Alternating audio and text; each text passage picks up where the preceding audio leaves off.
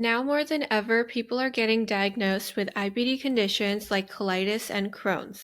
In this episode, we're discussing just that and how to manage life with them. Hello and welcome to Healthify with Kamal, your weekly dose of hope, health, and happiness. I'm your host, Kamal, a certified holistic health coach. And hey there, I'm Reet, the co-host of this podcast. And just to add a little fun twist, I also happen to be Kamal's daughter. We're your dynamic duo, diving deep into health topics every week. Oh, yes, we do. And Reet, today's topic is personal one for me. I mean, I don't have to say that to you. You already know. Yeah. But as many of our listeners might not know that I've lived with colitis and now manage life with an ileostomy. But guess what? It's given me a unique perspective on gut health, which is what we are delving into today. Exactly, Mom. Today we're discussing ulcerative colitis, Crohn's, and the importance of nurturing our microbiome. And today's episode's packed with insights, personal stories, and of course, we can't forget the actionable tips. Yeah, so whether you are dealing with gut health issues or just want to understand more about this fascinating world inside of us, I want you to stay tuned and we can embark on this journey together. And remember, every challenge is an opportunity for growth. Okay, so let's dive right into this one. So I'm sure many of us have had those guilty pleasure moments, right? Yeah. Those late night binges on chips, cookies, whatever is your guilty pleasure, or your favorite processed food might be. I know I've been there. Absolutely, Mom. I've been there too, especially during my college days. The late night study sessions that I would have, or even during the day, I would have a bag of processed snacks with me, and that was kind of the norm.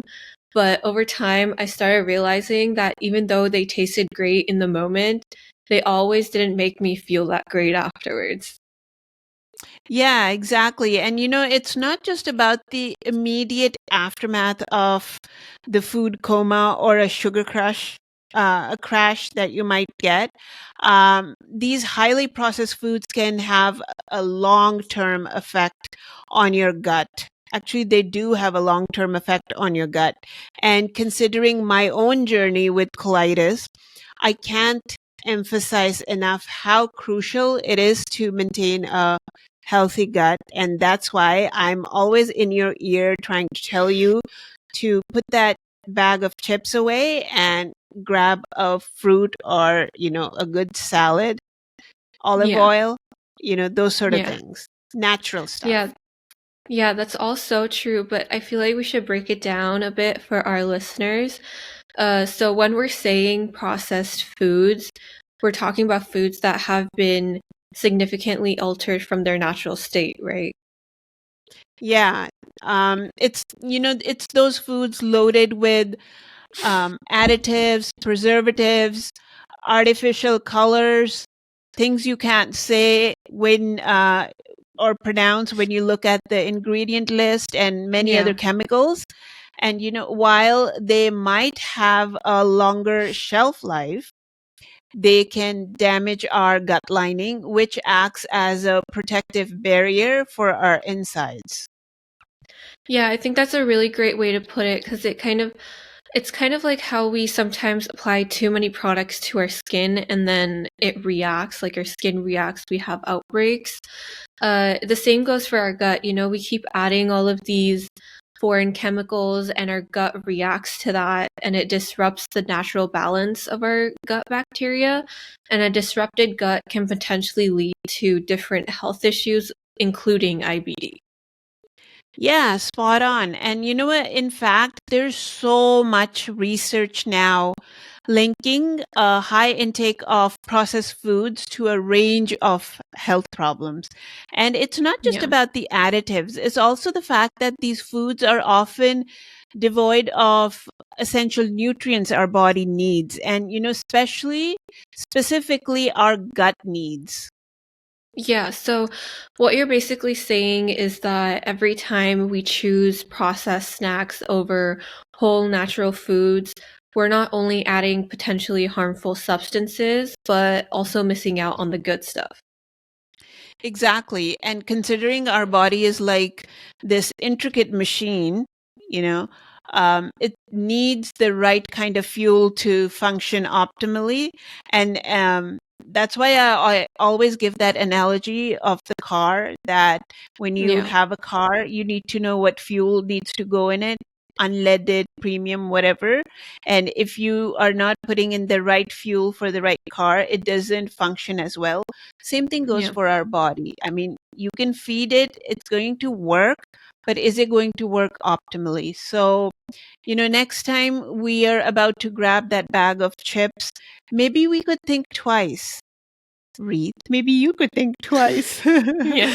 and Yeah. opt for something that's good for our gut and our overall health. Yeah, I think that's a really great reminder for all of us, Mom. And we're not saying that you can't ever indulge. I mean, I always love indulging in my chips. It's something that I can't stay away from. But it's all about, balance and making and being mindful of our choices, right? Yeah, it's all about choices and understanding the long term effects of those choices on your gut, on your well being. Yeah. Okay, so moving right along, let's discuss the root causes of IBD. And when I say IBD, I mean Crohn's, I mean ulcerative colitis, you know, and many other inflammatory bowel diseases come under it, but these are the two major ones that come in IBD. And starting with the disordered microbiome, we always hear the word microbiome. So we're going to Yeah. talk about that. And it's something I've had to learn a lot about in my journey with colitis. Yeah, and I think it's such a important topic, Mom. A disordered microbiome essentially means that our gut bacteria is or are out of balance, right? Yeah, so our gut is home to billions of bacteria. Some are beneficial and support our health, while others can be harmful. And the goal is to have a balanced mix of both, ensuring that our digestive system is working uh, efficiently, it's running smoothly. So, yeah. Yeah, so when we talk about a disordered microbiome in relation to IBD, we're basically pointing towards an imbalance of these bacteria. Yeah. And then this imbalance can actually lead to inflammation, which is a significant factor in conditions like ulcerative colitis and Crohn's. Yeah, and it's not just about what we eat that affects this balance, right? Stress is also a big player in this. Absolutely. I mean, stress has been linked to many health issues, and it's no different with IBD. Chronic stress can worsen inflammation and may even trigger flare ups for some people. And it does for me. I know that. Like, Yeah. if I'm under a lot of stress, my whole body tells me that it's time to calm down, slow down, because the inflammation is increasing. So, Yeah, no, I mean, I've seen it firsthand with you, when you're stressed, even with the podcast, even now when you're stressed, like your body kind of tells you to take a minute and calm down. But I think it's really amazing how our emotional well-being can really impact our physical health. And speaking of physical health, let's touch on exercise. Lack of physical activity can also contribute to IBD, can it? might not directly cause IBD, sedentary lifestyles, they can contribute to the severity and the frequency of flare-ups.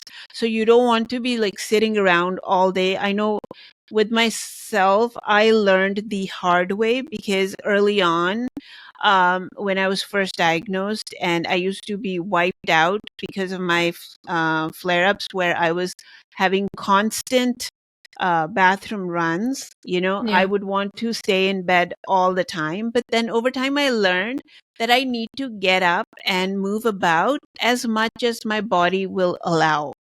Um, Obviously, you don't want to overdo it and push it, but yeah, Yeah. you do want to keep moving. Yeah.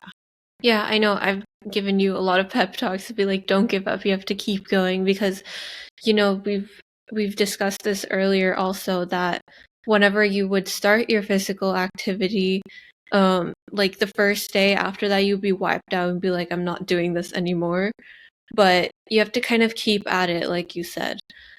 But I feel like to sum it up, it's essential for everybody, especially people that have IBD, to maintain a balanced microbiome, manage their stress, and then also stay active along with it. Yeah, I couldn't have said it better. I mean, it's all interconnected, and understanding these root causes can really help in managing and possibly even preventing IBD. Yeah. Okay, so, another significant factor in our health discussion today is toxins. Yeah. We hear this term so much, but let's really break it down, because what exactly do we mean when we talk about toxins? Okay, so I think this is a really good point. And to make it very simple, toxins are harmful substances that we might ingest, inhale, or come into contact with. So they can be in the food that we're eating, the air we breathe, or even the products that we use. Okay, so let's take an example. Um, Pesticides on non-organic fruits and vegetables are a type of toxin, right? Yeah. Okay. So that means then consuming them regularly can introduce these harmful substances into our system. Yeah. And then there's also things like pollution in the air, chemicals in household cleaning products, or even additives in processed foods. I mean, the list is quite long and we can go on and on. Yeah, the list definitely is long. And these toxins are not benign. Over time, as they accumulate, they can cause inflammation in the body. And to that, I just want to say, remember that reel I just sent you? I'm not sure if you've seen it yet about the McDonald's fries. Oh, yeah, yeah, I saw that. Yeah, that talked about toxins. So I think you want to Yeah, be very careful the next time you choose to have fries from yeah, McDonald's. yeah, Yeah, because one time, most of the time we say, oh, one time's not going to hurt. But yes, that one time happens many times over time, right? yeah, And then it adds up. And that's why yeah. we need to be careful. Yeah, no, inflammation, as we've already touched on it, plays a really big role in IBD. I mean, I've seen it myself. So if someone is already prone to or has IBD, these toxins can make matters worse, right? Yeah, an influx of these harmful substances can aggravate the symptoms of IBD, and it just increases the frequency of flare ups and even worsens the overall condition. And Yeah. uh, with colitis, I mean, with any actually condition, but my experiences with colitis, yeah, you don't want to be having flare ups because you are wiped out running to the restroom over and over Yeah. again, along with all the other myriad of symptoms that happen with it. Yeah, so I mean, even though we can't completely eliminate our exposure to all toxins, because I mean, let's face it, they're pretty much everywhere we go. But I feel like we can make more informed choices to reduce our intake of these toxins. Yeah, that that's the key, I think. And just being aware and making small changes, like, choosing organic produce as much as possible, or using natural cleaning products, which I'm always trying to Yeah. find, and or just ensuring good ventilation at home. That means changing out your filters Yeah. at the right time. All of these things can make a difference. It adds up. Yeah, no, definitely. I mean, it's about understanding the impact of these toxins and doing our best to minimize our exposure. And for those with IBD, I think it becomes even more important and crucial to keep these factors in mind. Yeah. So being informed and taking a proactive approach is the best way forward. Yeah, definitely. Okay, so now let's discuss about treating IBD. Yeah. Yeah. So, as many of you know, that I've had a personal journey with this condition. My approach has been to see the bigger picture. Okay. Yeah. So, do you remember the early days when I started my research on integrative healing approaches? Yeah, I do. I mean, it was all about understanding that every individual is different and unique, and while the symptoms might be similar, the root causes and the best treatment paths could vary. I mean, I saw you for hours just trying to figure out what was working for you. Yeah, in my own practice as a health coach, specializing in autoimmune conditions, I've always emphasized looking at the whole person, mind, body, and soul. It's not just about the physical symptoms, it's about understanding their lifestyle. It's about the stress levels, the Yeah. diet, and so much more, everything, like the whole picture. Yeah, I mean, that makes complete sense. And just like a puzzle, you need all of the pieces to see the complete picture. So when it comes to IBD, it's important to have a comprehensive understanding to form an effective treatment plan. And this is exactly where individualized treatment plans come in, because everybody's body reacts differently, and what works wonders for one might not be as effective as another.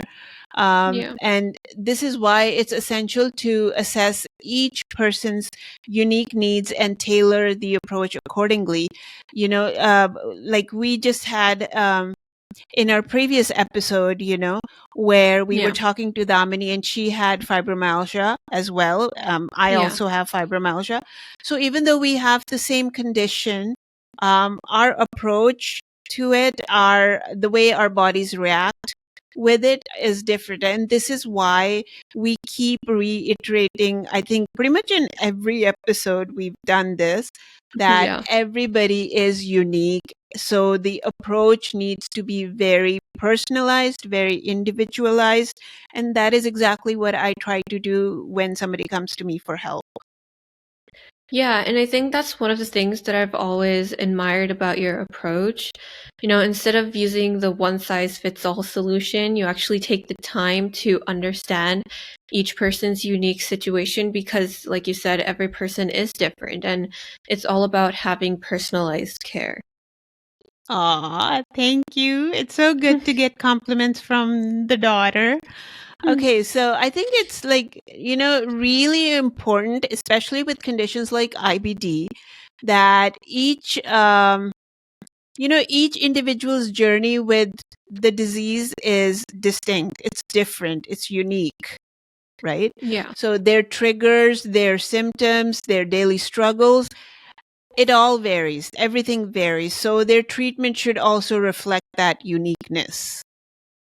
Absolutely. And so for our listeners, if you or someone you know is dealing with IBD, I think it's very essential to find a treatment approach that caters to the individual's unique needs. There isn't any universal solution, but if you have the right guidance, a path to better health, you can find it. Yeah, and it's all about finding what works best for you and staying committed to that path. You really Yeah. need to be listening to your body and, be very um, paying attention to your life overall, and then do that. And don't just do it just because somebody else is doing it and it worked for them. I mean, Yeah. you can consider it, but that doesn't mean it's going to work out for you. So you need to be very Yeah. careful about that, Yeah. right? Yeah. Okay. So another aspect that I find fascinating and just very unique, and I don't think it's talked about too much, and that's the role of Akkermansia. Say that 3 times. Akkermansia in our gut microbiome. So not everybody might be familiar with this term. Yeah, so Akkermansia is a type of bacteria that's found in our gut. And even though it might not be a household name like probiotics, it plays a pretty crucial role in our overall gut health, right? Yeah, it's beneficial for maintaining the integrity of our gut lining, which is extremely important. Yeah. And an abundance of this bacteria is often associated with healthier gut and reduced inflammation. Yeah, and considering the link between inflammation and IBD, I think it's safe to say that having a good amount of Akkermansia can be beneficial for those that have conditions like Crohn's or colitis. Yeah, and it's one of those areas where ongoing research is helping us understand the intricate relationship within our gut microbiome. So knowing about these bacteria and their functions can really be a game changer in managing IBD, and I'm all for it. Yeah, and I think it's not just about Akkermansia, right? The more we understand our gut microbiome, the better equipped we are to, nurture it and in turn our overall health. Yeah, okay, so I think it's about knowledge and awareness. Would you agree? Yeah. Yeah. Yeah. Okay, so speaking of which, if our listeners are finding value in our discussion, I'd really encourage you to please review and follow our podcast on Spotify and or any other platform that you are tuning in from. Your feedback is very, very helpful. It really motivates us to keep going and bring you these helpful topics. Yeah, and for those who are watching us on YouTube, don't forget to hit the subscribe button. We always appreciate the love and support, and it helps us reach more people and share this vital information. Indeed, it does. Okay, so, the journey to better health is always ongoing. And I think it's ongoing for everybody, whether you have Yeah. a chronic illness or not, right? Hmm. And the more we share and learn together, the better it is for all of us. Hmm. Yeah, I agree. Yeah. Okay, so now we're going to be talking about the holistic health journey. And I really want to tell you that, in my own journey, the role of diet, especially the AIP diet, Yeah. as some people might know it. I know I've discussed it with you many times. Yeah. Um, so that's what we're going to discuss, because it often comes up, especially for conditions like colitis and Crohn's. Yeah, I mean, I completely agree. Diet plays such an important role in managing autoimmune conditions. I mean, you yourself have said it multiple times on the podcast and even otherwise too to many other people who have autoimmune conditions. We've told them that diet plays a really big role. But for people that might be new to it, what exactly is the AIP diet? Yeah, that's a great question. So, AIP diet is essentially a stricter version of the so-called paleo diet. Right. It's designed to reduce inflammation in the body by eliminating foods that might be triggering your autoimmune reaction. Right. And even though it's quite restrictive, the idea is to remove the potential inflammatory foods initially and then to slowly reintroduce them to see which ones might be triggering symptoms, correct? Exactly. So, in the elimination phase, you cut out foods like grains, legumes, nuts, seeds, Yeah. dairy, eggs, and nightshades. I know that Yeah. sounds like you're pretty much cutting out everything, but Yeah. that's how it starts, and that's why it's so strict. And the Mhm. focus is on nutrient-dense foods that help you heal the gut and reduce the inflammation. Yeah, and this diet isn't just about what you eliminate, right? It's also about what you include into your daily life, like bone broths, fermented foods, and a lot of vegetables. Yes, and that's important to highlight. So, while AIP diet is restrictive, it's also about nourishing the body with foods that support the healing and the well-being, Yeah. and a lot of people have found relief from Crohn's and colitis symptoms by following this approach. Yeah, absolutely. And once again, it's not a one size fits all, but for some, it can really be a game changer. They really find that key food or food type that's triggering their flare ups. And it's all about understanding your body and seeing what works best for you. And if somebody is considering it, I'd really recommend them to first consult with a healthcare professional, be it their GI or a nutritionist, or a health coach like Yeah. myself, to ensure that it's done safely and effectively. Because with these conditions, you often have deficiencies, so you want to be very mindful of what you are taking out of your diet and what you're putting back in. Yeah, definitely. Okay, so while AIP diet can be a fantastic tool for some, there are other dietary conditions and considerations and remedies for those with IBD. So, for Right. example, during active flare-ups, what are your thoughts on low-fat, high-fiber diet?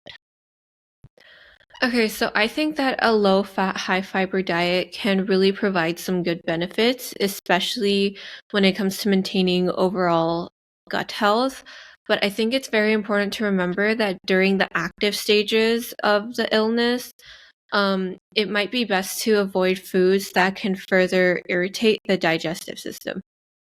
Yeah, like I would say things like raw fruits, raw vegetables, seeds, and nuts. Yeah, Yeah. These are generally healthy, and I usually do recommend them, but they can be problematic during flare ups. And speaking of irritants, what's the deal with coffee and caffeine? Something that is like my most favorite thing. That's the only thing I requested my doctor, that I can pretty much give up everything, but I yeah. can't give up my coffee.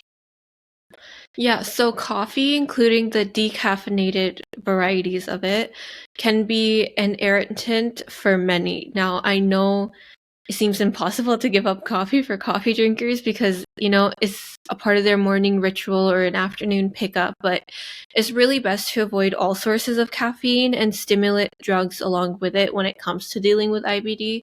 And I know in the early years you also gave up caffeine for a little bit. Yeah, I have. I have done that. I've taken the plunge off and on to give up caffeine, especially during really bad flare ups. Then I have no Yeah. option. And it's not just coffee. milk, and milk products can also be the culprit, especially with those with casein in them. And for those checking ingredient labels, which I feel everyone should be, it's a good idea to steer clear of keratin, which is sometimes added to soya products, and I Yeah. avoid soya products anyways. So, yeah. Yeah. I think that's a really great tip, Mom. And while we're on the topic of ingredients, products sweetened with things like sorbitol or xylitol or other sugar alcohols can also be problematic for some people. Definitely. And while we're doing this, let's now touch on some remedies that might offer relief. So, Yeah. I have read about the benefits of slippery elm in the form of a gruel. So, it's believed to have soothing properties for the gut. I mean, I haven't used it, but that's what I've read. Yeah. And combining it with things like sugar, boiling water, and maybe a touch of cinnamon, if you like it, can make for a healing drink. And speaking of healing, our what we call haldi or turmeric in English, those type of supplements can also be beneficial due to their anti-inflammatory effects. And I think we've also discussed the effects that turmeric has in a previous episode. Yeah. And I'm a diehard believer in the use of haldi or turmeric Yeah. because Yeah. in my flare ups, I would actually every night put it in hot water and drink it Yeah. because of its healing properties. Yeah.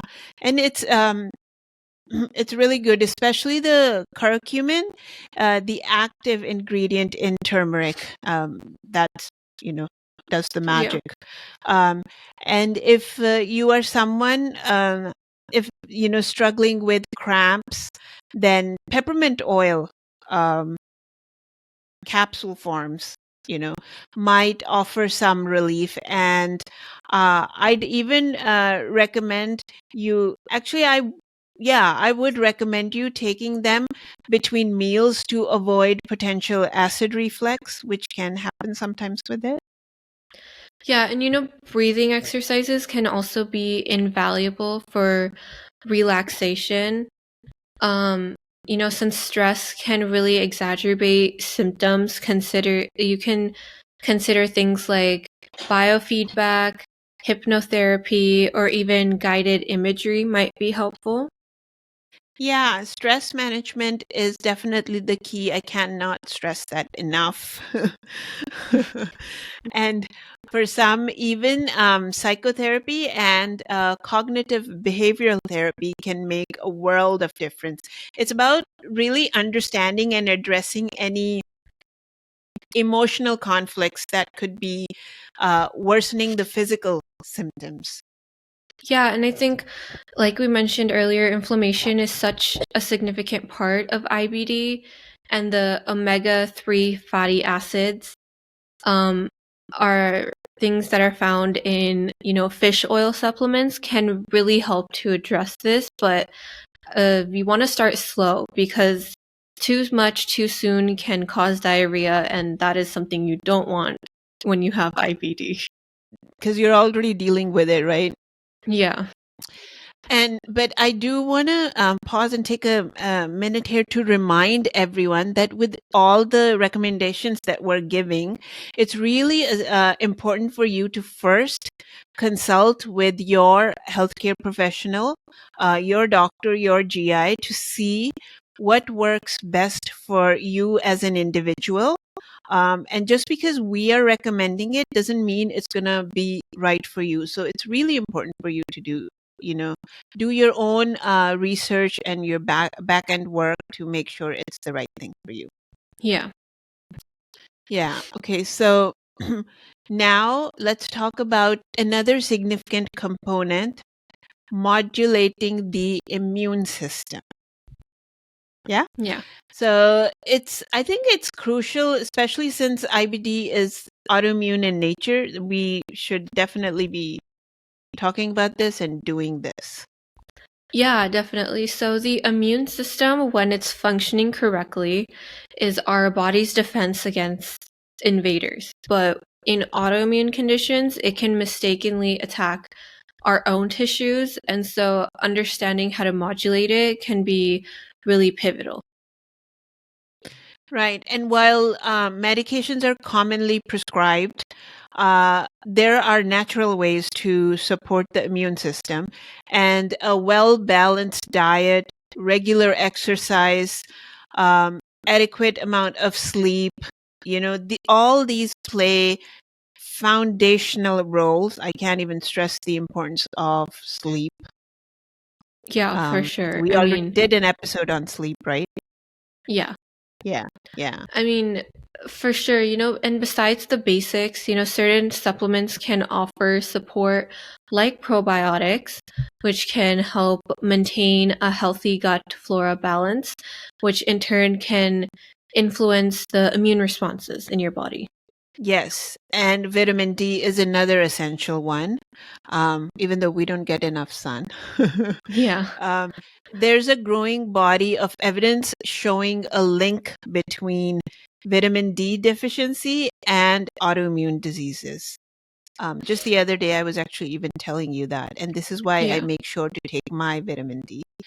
So, regularly checking vitamin D levels and supplementing when needed can be really beneficial to you. And in some cases, it's actually essential. Yeah, and while we're speaking about supplementation, antioxidants like vitamin C and E can help counteract oxidative stress, which plays a huge role in inflammation and autoimmunity. Yeah, that's a great point you put along. Um, So stress management too, it just can't be overlooked. I feel it's really an important component of your overall taking care of yourself.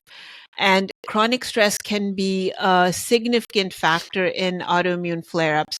So techniques like meditation, deep breathing, and even journaling can help in keeping stress levels in check. But, for some people, if none of these are working, going for a walk, um, weight training, as we've learned in our previous episode, Yeah.